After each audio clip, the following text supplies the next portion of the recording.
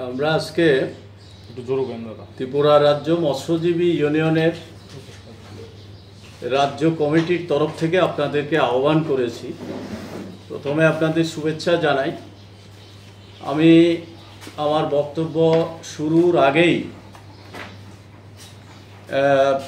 আপনাদের অবগত করতে চাই, এটা পরে দিয়ে দেয়।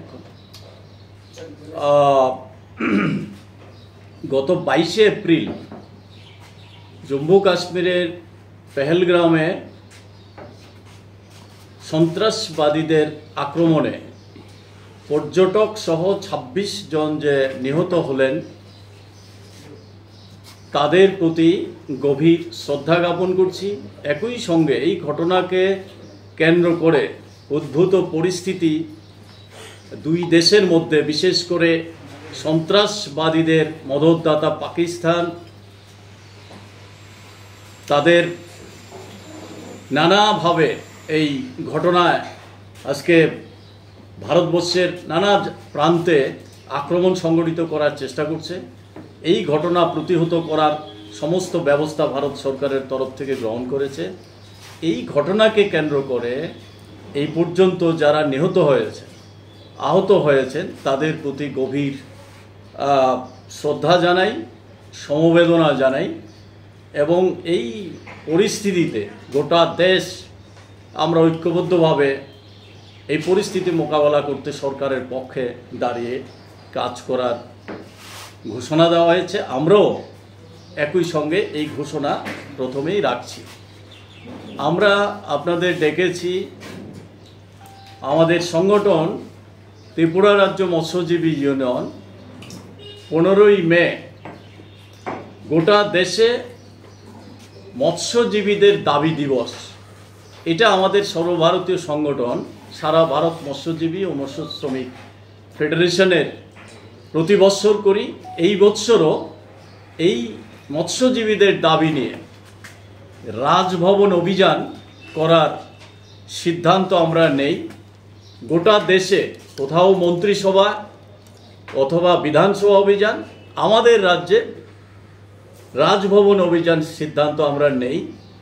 13 দফা দাবি সম্বলিত এই রাজভবন অভিযান করার জন্যে মহামান্য রাজ্যপালের কাছে আমরা আমাদের সংগঠনের তরফ থেকে চিঠি পাঠিয়েছি, পুলিশ প্রশাসনের কাছে চিঠি পাঠিয়েছি।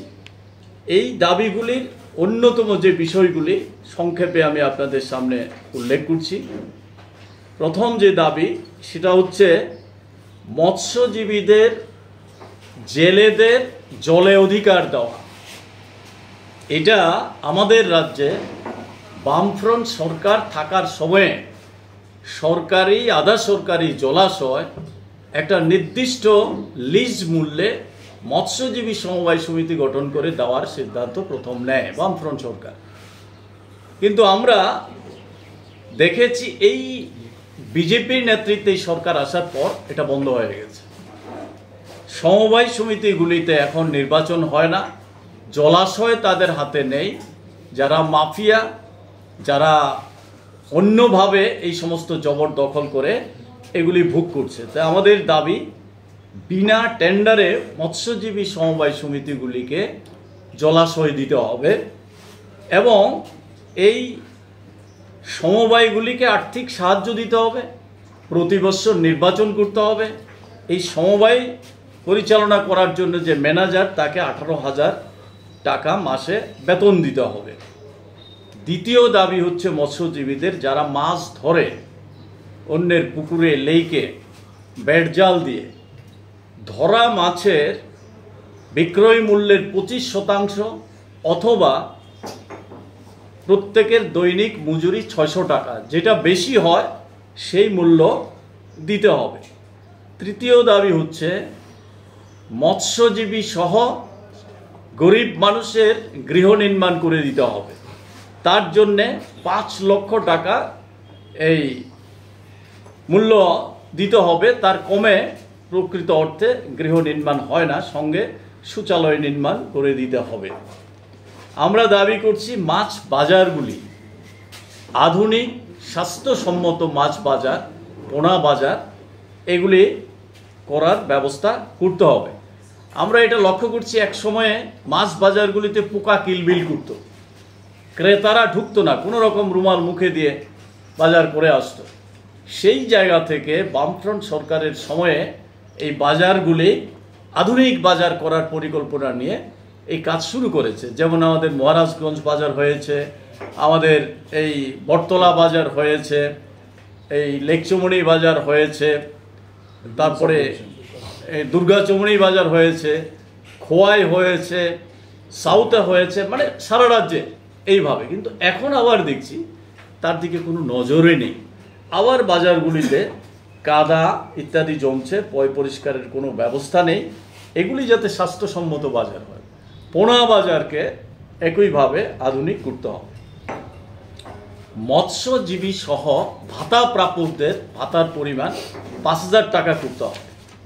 মৎস্যজীবী সহ ভাতা প্রাপকদের হাজার হাজার ভাতা প্রাপকদের নাম বাদ দিয়ে দেওয়া হয়েছে, তাদেরকে যুক্ত করতে হবে। এবং যারা পাওয়ার উপযুক্ত, শুধু মৎস্যজীবী না, ভাতা পাওয়ার উপযুক্ত সকলকে ভাতা দিতে হবে এবং 5,000 টাকা মূল্য করতে হবে।